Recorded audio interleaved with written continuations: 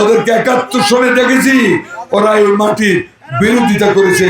আজকে ওরা বলে ওরা নাকি নতুন। ওরা কি নতুন? আমি কি ৭১ সনের সেই ভয়াবহ দিনগুলিতে আমার কোনো বোনকে আমি কি হানাদার পাকিস্তান বাহিনীর হাতে দর্শন করার জন্য উঠিয়ে দিয়েছিলাম? আমি মুক্তিযোদ্ধা, আমি দেশটাকে স্বাধীন করার জন্য যুদ্ধ করেছি। আর এই নিমক হারামেরা 1971 সনে আমার 2 লক্ষ বোনকে কাউকে বিয়ের পিড়ি থেকে, কাউকে বাসর ঘরের খাট থেকে, কাউকে মায়ের বুক থেকে, কাউকে পুকুরের ঘাট থেকে, কাউকে কলেজে যাওয়ার পথে ধরে নিয়ে পাকিস্তানিদের কাছে তারা সরবরাহ করেছে।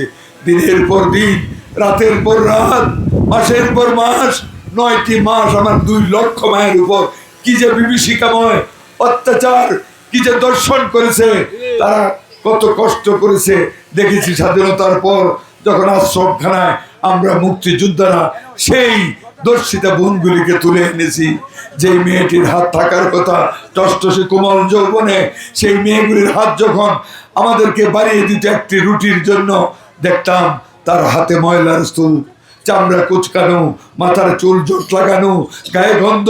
কারা করেছিল আমার বোনগুলিকে এরকম? বলুন কারা? রাজাকার জামা। আজকে ওরা বলে ওরা নাকি নতুন। ওরা কি নতুন? ওদেরকে ৭১ সনে দেখেছি ওরা এই মাটির বিরোধিতা করেছে।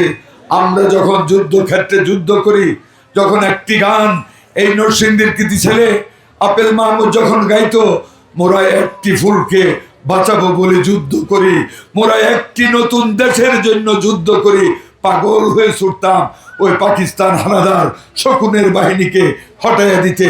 আর ওরা এই জামাত ইসলাম তারা পাকিস্তানি সেনাবাহিনীকে নিয়ে পিছন দিক থেকে এসে আমাদেরকে গুলি করে হত্যা করত। 30 লক্ষ যুবককে তারা হত্যা করেছে। আমার 2 লক্ষ মায়ের জীবন ধ্বংস করে শেষ করে দিয়েছে। স্বাধীনতার পর আর্তনাদ শুনেছি 30 লক্ষ মায়ের সন্তানের মুখ দেখতে চায়, চেহারা দেখতে চায়, কোথায় পাবে? সেই সন্তানকে গুলি করে জাজরা করে পাকিস্তান বাহিনী হত্যা করেছে। কোথাকার কোন বৌদ্ধ ভূমিতে মাটির নিচে চাপা দিয়ে রেখেছে।